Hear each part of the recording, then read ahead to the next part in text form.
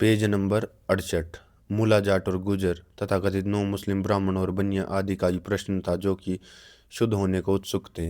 एक संगठन तैयार करने के प्रश्न पर भी विचार किया गया। यह तो स्पष्ट था कि मुसलमानों का एक जबरदस्त संगठन था, जो कि पूर्ण उत्साह और विद्वेष के साथ काम कर रहा था।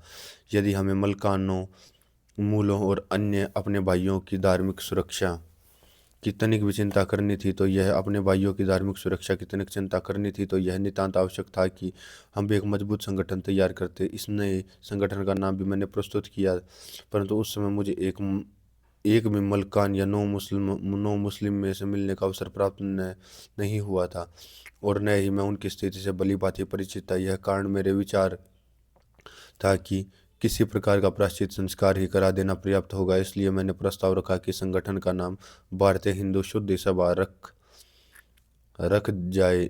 यह स्वीकार कर लिया जाए कि इसकी यह प्रबंध समिति बना दी गई है, जिसका मुझे प्रधान निर्वाचित कर दिया गया। यद्यपि मेरी बिल्कुल इच्छा नहीं थी, क्योंकि मैं तो पहले से ही विभिन्न कार्यों का उत्तरदायित्व लिए होने के कारण बिल्कुल भरा हुआ था, तो भी मुझे अपने भाइयों के निर्णय का सामने झुकना पड़ा। और बाद में मेरे तुच्छ प्रयत्नों के प्रति हिंदू जाति ने इतना अधिक विश्वास और रुचि प्रकट की कि मुझे अपने संपूर्ण समय इसी में लगा देना पड़ा। मुझे अन्य कार्य कुछ समय के लिए स्थगित करने पड़े। उस दिन मुझे प्रबंध समिति की ओर से यह निर्देश मिला कि मैं धन और मनुष्य सहायता की अपील के लिए एक विज्ञप्ति तैयार करूं तथा उसे प्रबंध समिति के प्रमुख उपस्थित करूं। इस प्रयोजन से मैं उस दिन सायंकाल आगरा की से दिल्ली चला गया। प्रारंभ में मेरा विचार था कि इस अपील को गुप्त रूप से प्रचारित किया जाए और प्रेस को इससे अनभिज्ञ रखा जाए, परंतु कुछ काल के बाद मुझे ज्ञात हुआ कि जमीयत हिदायत उल इस्लाम की ओर से खुलेआम 1 लाख रुपए की अपील निकाली है, और इस अपील की जमीयत उल उलेमा की 9 फरवरी 1923 की बैठक में प्रधान मौलाना किफ़ायतुल्लाह के समर्थन में संपुष्टि की है। देखो केंद्रीय खिलाफत कमेटी के दैनिक पत्र खिलाफत का अंक 37 तथा भाग 1 पृष्ठ 4 कलाम 1 और 2। और सैकड़ों मौलवी और मुस्लिम कार्यकर्ता आगरा तथा निकट प्रदेशों में जमा होने लगे, तथा इनका उद्देश्य यह था कि मलकानों को पक्का मुसलमान बना दिया जाए। मैंने धन और मनुष्य की सहायता के लिए एक अपील की और 20 फरवरी 1923 को होने वाली प्रबंध समिति की बैठक में भाग लेने के लिए आगरा चला गया। बैठक प्रारंभ होने से पूर्व मेरा परिचय 4-5 व्यक्तियों से कराया गया, जो कि बिल्कुल हिंदू वेश धारण किए हुए थे, और उन्होंने मुझे वहाँ उपस्थित सभी लोगों को राम राम कहकर नमस्कार किया तथा मुझ सन्यासी को प्रणाम किया और बैठ गए। मैंने समझा कि वे सब हिंदू राजपूत हैं, और मैं उन्हें समझने लगा कि उन्हें अपना पथभ्रष्ट मलकान भाइयों को पुनः अपनी बिरादरी में लेना चाहिए। वे तथा अन्य उपस्थित सज्जन इससे बहुत ही आश्चर्य पड़ गए। हमारे सेक्रेटरियों में से एक ने मुझे बताया कि मैं गलती कर रहा हूँ। ये तो 9 मुसलमान मलकान राजपूत हैं, जिन्हें शुद्ध किया जाना है। इससे मुझे भी आश्चर्य नहीं हुआ इससे मुझे भी कम आश्चर्य नहीं हुआ। पूछताछ किए जाने पर उन्होंने अपने सिरों पर मुझे चोटियां दिखाई, जो कि हिंदुओं की चोटी की भांति बड़ी हुई थी। इसके अतिरिक्त उन्होंने हिंदू रीति रिवाजों के संबंध में मुझे बताया और विशेष रूप से निर्देश किया कि वे भी गोरक्षा के लिए उत्कट रूप से तत्पर रहते हैं। यह भी प्रकट हुआ कि मलकान तथा अन्य हिंदू बिरादरियों में भी बढ़कर मांस मछली तथा अन्य प्रकार के भोजनों से बहुत ही दूर एवं पक्के शाकभोजी थे। तब मेरी अंतरात्मा पुकार उठी, जिन लोगों ने जाज्वल्यमान अग्नि में पटक दिए जाने पर भी नंगी तलवारों के सिर पर लटकते हुए होने पर भी अपने हिंदू विश्वासों को बनाए रखा, क्या उन लोगों की शुद्धि की जाएगी? उन लोगों से प्रायश्चित करा जाएगा? प्रायश्चित तो उन हिंदुओं को कराना चाहिए जिन लोगों ने सदियों तक अपने भाइयों की उपेक्षा करने का अपराध किया है। इन नवपरिचित मलकानों के आराम के लिए चले जाने के प्रबंध समिति की बैठक प्रारंभ हुई। इसके सामने मैंने वह अपील रखी, जिसमें कुछ संशोधनों करने के पश्चात वह सर्वसम्मति के पास हो गई और प्रेस में दी गई। वह अपील इस प्रकार थी: आजकल वह प्राचीन महान आर्य जाति मृतक सी हो जाती है। यह भावना इसका कारण नहीं है, इसकी संख्या घट रही है, अपितु यह संपूर्ण रूप से असंगठित है। व्यक्ति से इस जाति को प्रत्येक व्यक्ति बौद्धिक और शारीरिक दृष्टि से अद्वितीय है। मानव जाति की कोई भी घटना अन्य शाखा इस जाति की नैतिकता में मुकाबला नहीं कर सकती, तो भी यह जाति अपने विभिन्न उपवर्गों के कारण और अपनी एकांगी प्रवृत्ति के कारण नितांत दुर्बल सिद्ध हो रही है। हमारी जाति के चुने हुए लाखों व्यक्तियों को बाधित होकर इस्लाम स्वीकार करना पड़ रहा कर कर लेना पड़ा, और हजारों ईसाइयत को स्वीकार करने को बाधित हुए हैं। परंतु थोड़ा सा भी यह प्रयत्न नहीं किया गया कि इस निकासी को रोका जाए अथवा हिंदुओं से पृथक हुए भाइयों को पुनः अपने में सम्मिलित कर लिया जाए। नौ मुस्लिम, ब्राह्मण, वैश्य, राजपूत, जाट आदि बहुत बड़ी संख्या में गत 2 शताब्दियों से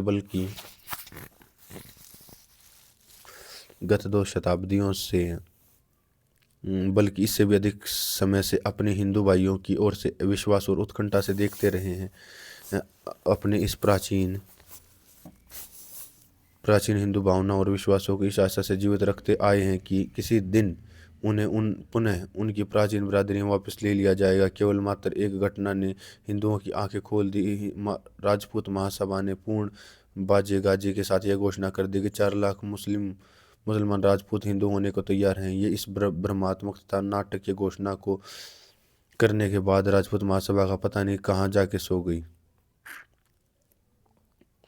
राजपूत महासभा पता नहीं कहाँ जाके सो गई। इस घोषणा को मैं भ्रमात्मक इसलिए कहता हूँ क्योंकि मलकान राजपूतों के प्रबल बहुत हमने व्यवहार और विश्वास में कभी इस्लाम को नहीं स्वीकार नहीं किया। हाँ, हिंदू तो सो गए, परंतु मुसलमान एक जीवित जाति होने के कारण एकदम क्रियाशील हो उठे और उनके प्रचारकों के झुंड इस कार्य में जुट गए और उनकी आजीविका तथा प्रचार के लिए रुपया पानी की तरह बहाया जा रहा था। अंतोगत्वा इसने हिंदू जनता को जागृत कर दिया और अब सब स्थानों पर यही ध्वनि सुनाई देती थी कि हमारे उन पीड़ित भाइयों को वैदिक धर्म में की शरण में ले लिया जाए तथा उन हिंदुओं को सम्मिलित कर लिया जाए। इसलिए हिंदू शुद्धि सभा के नाम से एक संस्था संगठित की गई और उसका यह उद्देश्य है कि जो हिंदू धर्म में पुनः लौटना चाहते हैं उन्हें लौटा लिया जाए। इस संस्था की प्रबंध समिति में हिंदुओं की सभी जातियों में से प्रमुख व्यक्ति ले लिए गए। उपर्युक्त अपील 23 फरवरी के दिन दैनिक पत्रों में प्रकाशित होनी शुरू हो गई। 24 फरवरी को मलकानों का प्रथम जत्था शुद्ध किया गया। ये मलकान ग्रांट ट्रंक रोड पर स्थित रेम्बा गांव के थे, जो आगरा से 13 मील पर है। यह मेरा भाग्य था कि अकस्मात मुझे प्रथम बार उन तथाकथित मुस्लिम राजपूतों के सच्चे हिंदुओं घरों को देखने का सौभाग्य मिला और उनके रहन सहन की हिंदू पद्धति मेरे हृदय पर अंकित हो गई। बाहर से आए हुए हजारों अभ्यागतों की उपस्थिति में मलकानों को उनके हिंदू भाइयों ने पुनः हिंदू जाति में ले लिया और इन अभ्यागतों ने शुद्ध किए हुए मलकानों द्वारा तैयार भोजन को ग्रहण किया। मेरे सामने यह तथ्य पुनः मूर्त रूप में आकर खड़ा हो गया कि ये वही वीर और शुद्ध आत्मा है जिन्होंने शताब्दियों तक जाति बहिष्कृत रखा गया और आज उन्हीं आत्माओं से प्रायश्चित कराया जा रहा है। उस दिन सायकाल और गांव की कुंठाली में मलकान शुद्ध किए गए। दिसंबर 1926 के अंत तक इसी प्रकार कई गांव शुद्ध किए गए और हजारों तथाकथित नौ मुस्लिम पुनः हिंदू धर्म में वापस लिए गए। भारतीय हिंदू सभा के इस कार्य पर हिंदू सब महासभा ने अपने प्रस्ताव द्वारा स्वीकृति की मोहर लगा दी। उन महासभा मलकानों का पुनः हिंदुओं में लिया जाना पूर्ण रूप से न्याय और उचित समझती है, क्योंकि ये लोग जाति से राजपूत, ब्राह्मण, वैश्य, जाट, गुज्जर आदि विभिन्न वर्गों के होते हुए भी संपूर्ण रिवाजों और वैवाहिक कृत्यों में हिंदू विधियों का विधिवत पालन करते रहे हैं। महासभा को इस बात से भी संतोष है कि शुद्ध किए गए मलकानों को पुनः उनकी बिरादरियों में ले लिया गया और यह आशा करते हैं कि बिरादरियां अपने भाइयों के इस प्रकार वापस लौटने को सहर्ष स्वागत करेंगी। शुद्धि का कार्य आगरा तथा निकट जिलों तक ही सीमित नहीं रहा था, परंतु भारत के अन्य प्रांतों में भी यह कार्य सुचारू रूप से चल रहा था। विभिन्न प्रांतों में शुद्ध होने वालों की जाति आदि का नामवेद अवश्य था, परंतु उनका अपने हिंदू भाइयों में से जो संबंध था वह ठीक एक प्रकार का था। मलकान मूले इस्लाम अद्वर्य अदनो मुसलमान का चाहे जो नामवेद रहा, परंतु उनके आचार व्यवहार और रीति रिवाज बिल्कुल उनके हिंदू भाइयों जैसे ही थे। मेरे अनुमान से प्रारंभिक शुद्धि से लेकर फरवरी 1923 के अंतिम सप्ताह तक के 2 लाख से कम व्यक्ति शुद्ध नहीं किए गए थे, परंतु अभी तो 1 करोड़ से भी अधिक नौ मुस्लिम हिंदू जाति के बाहर पड़े हैं। इनके अतिरिक्त लगभग 40 लाख नव ईसाई हैं, जो नामतः तो ईसा के अनुयायी के रूप में गिने जाते हैं, परंतु जो कि वस्तुतः आचार व्यवहार और धार्मिक संस्कारों की दृष्टि से पूर्णतः हिंदू हैं और केवल मात्र उन दिनों की प्रतीक्षा कर रहे हैं जब कट्टर हिंदू अपने द्वार खोल देंगे और वे हिंदू क्षेत्र में प्रवेश कर जाएंगे। दक्षिण भारत में ऐसे ब्राह्मण ईसाई देखे जा सकते हैं जो कि यज्ञोपवीत धारण करते हैं, माथे पर टीका लगाते हैं। ईसाई ब्राह्मण देखे जा सकते हैं कि जो यज्ञोपवीत धारण करते हैं, माथे पर टीका लगाते हैं, अय्यरों के और अयंगरों की बड़ी बड़ी चोटियां रखते हैं और मांसाहारी ईसाइयों के साथ कभी भोजन नहीं करते। उनके ईसाई होने का केवल मात्र चिन्ह यह है कि वे प्रत्येक रविवार को रोमन कैथोलिक गिरजाओं में जाते हैं और ये सभी प्रकार के लोग अपनी सभी पुरानी बिरादरियों में लिए जाने चाहिए। हिंदू महासभा तो यह भी निश्चय कर चुकी है कि उन सब अहिंदुओं को जो कि हिंदू संस्कार और हिंदू धर्म में विश्वास रखते हैं, पुनः हिंदू धर्म में ले लेना चाहिए। इसका अभिप्राय यह है कि हिंदू धर्म और संस्कृति में विश्वास रखने वाले प्रत्येक अहिंदू का यह अधिकार है कि वह हिंदुत्व को स्वीकार करके उसमें समा जाए और घुल मिल जाए। संक्षेप में, हिंदू महासभा के आदेश के अनुसार प्रत्येक ईसाई, मुसलमान और यहूदी बिना किसी बाधा के हिंदुत्व में दीक्षित हो सकता है। हिंदू जाति की इस प्रकार सामूहिक रूप से नैतिक स्वीकृति देने के बाद शेष कार्य सुधारकों का है, परंतु कार्य बहुत दुष्कर है। पर्याप्त आर्थिक सहायता और उत्साही कार्यकर्ताओं के बिना कार्य मंद गति से हो रहा है। इसलिए इसका प्रथम उपचार यह है कि भारतीय हिंदू शुद्ध सभा को एक सजीवित संस्था बनाया जाए और कार्य को सभी दिशाओं में प्रेरणा और दुर्गति देने के लिए 1 लाख रुपया इकट्ठा किया जाए। विशुद्ध विचारों के एवं निस्वार्थ व्यक्तियों को इस संस्था में लाया जाए, जो कि हिंदुओं को यह प्रेरणा दे कि वे अपने पीड़ित भाइयों को अपने हृदयों में स्थान देकर पुनः अपने मिला लें। दूसरा उपचार यह है कि प्राचीन आश्रम धर्म को सुदृढ़ आधार पर पुनर्जीवित किया जाए। हिंदू सभा ने पुरुषों को विवाह योग्य न्यूनतम आयु 16 वर्ष निर्धारित की और लड़कियों की 12 वर्ष। यह आंशिक सुधार अपर्याप्त है।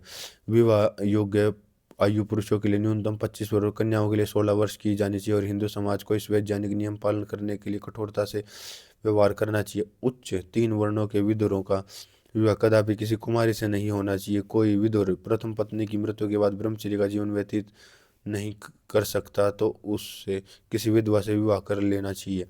यदि कोई व्यक्ति असंयत और पाशविक वृत्तियों का शिकार हो जाता है तो उसे शूद्र की कोटि में डाल देना चाहिए। तब उत्तर भारत की बहुपत्नी प्रथा तथा दक्षिण भारत की बहुपति प्रथा भी असंदिग्ध रूप से समाप्त कर दी जानी चाहिए और हिंदुओं को उचित रूप से शिक्षा देने के लिए प्रथम उनके रक्षण के लिए और देश के कोने कोने में लड़कों और लड़कियों के लिए पृथक पृथक गुरुकुल खोलने चाहिए।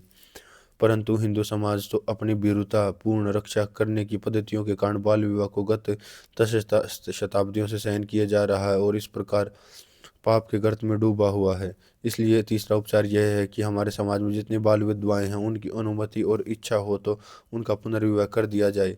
यह केवल आपद धर्म है और यदि कोई हिंदू पाप करता अथवा शास्त्रीय आदेशों का उल्लंघन करता है तो उसे प्रायश्चित करना चाहिए। उचित प्रकार से किया हुआ प्रायश्चित न केवल व्यक्तियों के पापों को धो देता अपितु राष्ट्र के पाप को ही बहा देता है। सनातन विचार का हिंदू न केवल वेद व स्मृतियों पर विश्वास रखता अपितु पुराणों पर भी विश्वास रखता है। वेद एक शाश्वत धर्म का प्रतिपादन करते हैं जबकि सब कालों में सत्य हैं। वेद ही धर्म का आदि स्रोत है। वेदो अखिलो धर्म मूलम। स्मृतियों को भी जो वेदानुकूल और वेद विरुद्ध नहीं प्रमाणिक माना जाता है। इन स्मृतियों में अत्यंत संकट काल में पालने योग्य नियमों का विधान है। यह नियम आपद धर्म के नाम से कहे जाते हैं।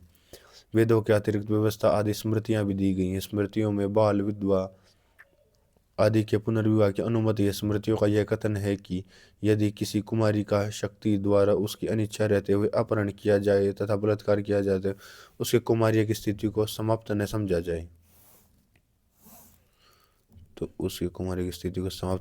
जाए स्मृति ग्रंथों के सैकड़ों उदाहरणों में से निम्न कुछ उदाहरण मेरी बात का समर्थन के लिए पर्याप्त हैं। मनुस्मृति यदि किसी स्त्री का उसके पति ने परित्याग कर दिया अथवा वह विधवा है, उसने एक और व्यक्ति को पति के रूप में स्वीकार कर लिया है, तो उसकी संतान पुनर्भू कहलाएगी। यदि उस स्त्री का प्रथम पति से संयोग नहीं हुआ तो वह दूसरे पति की वैधानिक रूप से विवाह कर सकती है। यदि स्त्री का केवल मात्र पाणी ग्रहण एक बार हो चुका और वह कुमारी तथा अक्षत योनि है तथा वह पुनर्भू कहती है और उसका पुनः विवाह संस्कार हो सकता है। नारद स्मृति। यदि किसी विवाहिता बाला के पति की मृत्यु हो जाए और उसका विवाह केवल मंत्रोच्चारण तक ही हुआ तथा अक्षत योनि हो तो उसका विवाह संस्कार हो सकता है।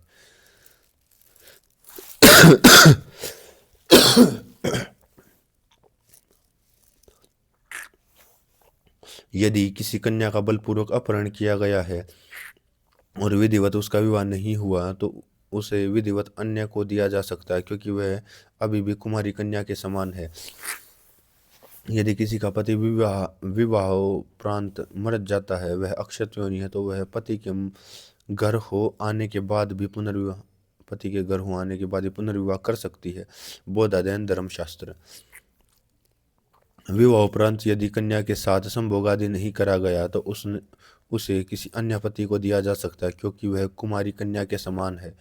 यदि वह कन्या अक्षत योनि है तो उसे कुलशील वाले किसी भी व्यक्ति को दिया जा सकता है। ऐसा शातताप मुनि का मत है। चौथा उपचार यह है कि प्राचीन आर्यों के वर्णाश्रम धर्म को पुनर्जीवित किया जाए। मेरा अभिप्राय प्रचलित जातियों आदि से नहीं है। इस जात पात का तो सर्वथा विनाश होना जाना चाहिए। यह तो सच्ची भारतीय संतान के लिए अभिशाप है। यदि हिंदू समाज को संपूर्ण विनाश से बचाना है तो आजकल के इन अप्राकृतिक और कठोर सहस्त्रों उपजातियों तथा सैकड़ों जातिगत भेदों को समाप्त करना ही होगा। सर्वप्रथम उपजातियों के भेद समाप्त कर देने चाहिए और हिंदुओं में स्वर्ण नाम से जाति का कोई जाति नहीं रहनी चाहिए। प्राचीन वर्ण धर्म के अनुसार हिंदू समाज को एकदम से परिवर्तित कर देने की कठिनाई को मैं भली भांति अनुभव करता हूँ, परंतु इसमें तो कोई कठिनाई नहीं होनी ही नहीं चाहिए कि संपूर्ण उपजातियों को तथा अस्पृश्यों वर्ग को संगठित करके स्वर्ण नाम से जो कि पुकारे जाते हैं उन्हें केवल मात्र 4 वर्णों में समा दिया जाए। ब्राह्मण वर्ण अपने आप में एक वर्ग होना चाहिए। इसकी विभिन्न पंचगोड़ पंच द्रविड़ भूमिहार तगा तथा उपजातियां स्वीकार नहीं की जानी चाहिए। क्षत्रियों की राजपूत खत्री जाट गुजर आदि केवल राष्ट्र के रक्षक वर्ग में ही एक वर्ण में स्वीकार किए जाते हैं। व्यवसाय के कृषि के कार्य में लगी हुई सभी जातियों को उपजातियों एवं एक वैश्य पूर्ण में ही सम्मिलित की जानी चाहिए। शेष लोगों से निर्मित वर्ण शूद्र होगा, जो कि समाज की सेवा के लिए प्रारंभ में जातियों के अंदर पारस्परिक वैवाहिक प्रतिबंध समाप्त करके स्वतंत्रता पूर्वक विवाह होने देना चाहिए। अनुलोम विवाहों में हस्तक्षेप नहीं करना चाहिए। इससे भी बाद में धीमे धीमे प्रतिलोम विवाहों का समावेश कराना चाहिए और अंत में एक हिंदू का वर्ण निश्चित करने के लिए गुण और कर्म का विचार करना चाहिए। परंतु संपूर्ण जातियों का एक साथ भोजन आदि करना तो तत्काल प्रारंभ करने देना चाहिए। यहाँ अभिप्राय यह नहीं कि इस भोजन में इस प्रकार संयुक्त रूप से किया जाए कि कोई मुसलमान एक हाथ थाली और कटोरे में भोजन करे, अपितु पृथक पृथक थालियों और कटोरों में साफ सुथरे शूद्र द्वारा पकाए भोजन को एक साथ बैठकर खाए। अकेली यही पद्धति हिंदुओं में घुसी छुआछूत को समाप्त कर देगी। हिंदू महासभा ने अछूतों के संबंध एक लंबा प्रस्ताव पास किया है, परंतु उसने स्थिति को स्पष्ट करने की अपेक्षा इससे अधिक उलझा दिया है। इस प्रस्ताव के अनुसार यह केवल मात्र स्थानीय हिंदुओं पर ही निर्भर है कि वे उन कुओं में से जो कि ईसाई मुसलमानों के लिए खुले हैं पानी भरने दें या नहीं। और यदि कोई भक्त अछूत किसी हिंदू मंदिर में जाकर अपने इष्ट देवता की पूजा करना चाहे तो यह मंदिर के पुजारी की इच्छा पर निर्भर है कि वह उस अछूत को मंदिर में घुसने दे या नहीं। चाहे उस मंदिर में मुसलमान वेश्याएं आकर नाचती हों, मुसलमान तबलची तथा सारंगी वाले वहां आकर वादन का काम करते हों, उन अस्पृश्यों कहे जाने वाले लोगों के बच्चों को स्कूल कॉलेज के प्रवेश के संबंध में जितना कम कहा जाए वही अच्छा है। ऊपर लिखित संदिग्ध सुविधाएं देने की घोषणा करने के बाद जब हिंदू महासभा अधिकारपूर्ण ढंग से निम्न सिद्धांत की स्थापना करती है तो वह वस्तुतः एक किनारे पर पहुंच जाती है। हिंदू महासभा के मंतव्य के अनुसार अस्पृश्यों को यज्ञोपवीत धारण कराना, वेदों की शिक्षा देना और उनके साथ बैठकर भोजन करना सनातन धर्म के अनुसार शास्त्र और लोक मर्यादा के विपरीत है। इन अनर्थों से छुटकारा पाने के लिए अदर्शन, अप्रवेश, अस्पर्शन और निषेध आदि व्याधियों को जड़ से उखाड़ फेंकने का एकमात्र उपचार यह है कि प्राचीन आर्यों के वर्ण धर्म को पुनर्जीवित किया जाए। हिंदू संगठन के आधार। मेरी सम्मति में हिंदू संगठन को वास्तविक आधार पर संगठित करने के लिए उपयुक्त चार ही प्रकार के ही उपचार हैं। हिंदू महासभा द्वारा पर्याप्त किए गए प्रस्तावों की सफलता में इन्हीं उपचारों को ठीक ठीक प्रयुक्त करने पर निर्भर है। सत्य यह है कि गोरक्षा का प्रश्न न केवल हिंदू समाज के विभिन्न संप्रदायों को एकत्र करके सम्मिलित क्रिया करने के लिए उत्साह पैदा करता है, अपितु हिंदू समाज के सदस्यों की शारीरिक तथा भौतिक शक्ति की दृष्टि से ही महत्वपूर्ण है। परंतु यदि परिगणित जातियों का विकास जारी रहा और वे इस कारण इस अपने पैतृक धर्म को छोड़ते रहे, तो अब उनके सहधर्मी उन्हें सामाजिक दृष्टि से उत्पीड़ित करते रहते हैं तथा अपने ही सगे संबंधियों के क्रूर व्यवहारों से तंग होकर यदि हिंदू विधवाएं वैश्यावृत्ति को अपनाती रही या मुसलमान बनती रही, तो उन्हें अपनी जाति में पुनर्विवाह करने का अवसर न दिया जाए तो स्वभावतः गोभक्षक श्रेणी की संख्या वृद्धि होती जाएगी और गोरक्षा का प्रश्न अक्रियात्मक आदर्शों का स्वप्न मात्र रह जाएगा। यदि हमारा अपना ही घर व्यवस्थित नहीं है तो हिंदू गुंडों के आक्रमणों को रोकने में यदि हमारा अपना ही घर व्यवस्थित नहीं है तो अहिंदू गुंडों के आक्रमणों को रोकने में हिंदू रक्षक संगठन कहाँ तक समर्थ हो सकेंगे। मुसलमानों के संघर्ष से बचने का सर्वोत्तम मार्ग यह है कि हम अपने स्त्रियों और बच्चों की रक्षा और देखभाल का प्रबंध स्वयं करें।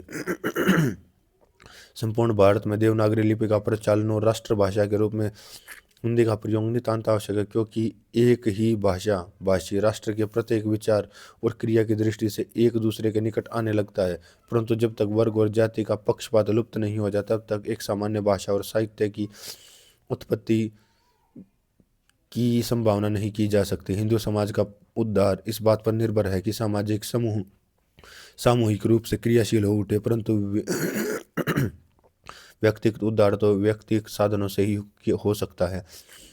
धर्म का दर्शनात्मक रूप तो व्यक्तिगत वस्तु है और इस कारण आस्तिक, बहुदेवतावादी और नास्तिक भी हिंदू संगठन समाज की विस्तृत गोद में निशंक भाव से स्थान पा रहे हैं। परंतु जहाँ तक धर्म के नियम कानून आदि और उसके पालन का प्रश्न है, वहाँ हिंदू समाज एक समूह रूप से लिया जाए और इसलिए यदि किसी का व्यक्तिगत धर्म सामाजिक दृष्टि से अहितकर है अथवा हिंदू समाज के लिए राष्ट्रीय उद्धार में बाधक है तो उसे व्यक्तिगत धर्म को रोकना ही श्रेयस्कर है। हिंदू संगठन की ओर से प्रथम पग। स्वभावतः अब यह प्रश्न उठता है कि हिंदू संगठन की ओर प्रवृत्त होने के लिए प्रथम पग क्या उठाया जाए। मैंने अपने संपूर्ण भारत के भ्रमण में यह अनुभव किया कि आज के शिक्षित एक दूसरे से मिलने के लिए नितांत उदासीन रहते हैं। उसका प्रमुख कारण यह है कि उनके पास मिलने के लिए तथा सभा आदि के आयोजन के लिए कोई सार्वजनिक स्थान नहीं है। उनके जातिगत मंदिरों में इतना भी स्थान नहीं है कि वहाँ 100 या 200 से अधिक बैठ जाएं। दिल्ली में जामा मस्जिद और फतेहपुरी मस्जिद को छोड़कर जहाँ की 24 से 30 हजार मुस्लिम श्रोता एक साथ बैठ सकते और भी यहाँ पुरानी मस्जिदें विद्यमान हैं जहाँ की हजारों की संख्या में लोग बैठ सकते हैं। परंतु हिंदुओं के लिए मात्र एक ही लक्ष्मी नारायण की धर्मशाला है जहाँ पर कठिनाई से 600 व्यक्ति बैठकर बंद स्थान में अपनी सभा कर सकते हैं। इस पर भी विशेषता यह है कि मुसलमानों की प्रत्येक सभा नितांत शब्द शून्य होती है, जबकि धर्मशाला में यात्रियों के शोर के कारण वक्ताओं की आवाज़ कठिनाई से सुनाई देती है। इसका कारण मेरा सर्वप्रथम सुझाव यह है कि प्रत्येक नगर और शहर में एक हिंदू राष्ट्र मंदिर की स्थापना अवश्य हो जानी चाहिए, जिसमें एक साथ 25,000 व्यक्ति एक साथ समा सके और उन स्थानों पर प्रतिदिन भगवद गीता, उपनिषद, रामायण और महाभारत की कथा होनी चाहिए। इन राष्ट्र मंदिरों का प्रबंध स्थानीय सभा के हाथ में रहना चाहिए और वह इन स्थानों के अंदर अखाड़े, कुश्ती, गतका आदि के खेलों का भी प्रबंध करे। जबकि हिंदुओं के विभिन्न सांप्रदायिक मंदिरों में उनके इष्ट देवताओं की पूजा होगी। इन हिंदू मंदिरों में 3 मातृ शक्तियों की पूजा का प्रबंध होना चाहिए और वे हैं गौ माता, सरस्वती माता और भूमि माता। वहाँ कुछ जीवित गौएं रखी जानी चाहिए जो कि हमारे समृद्धि का द्योतक है। उस समय उस मंदिर के प्रमुख द्वार पर गायत्री मंत्र लिखा जाना चाहिए जो कि प्रत्येक हिंदू को उसके कर्तव्य का स्मरण कराएगा और अज्ञान को दूर करने का संदेश देगा।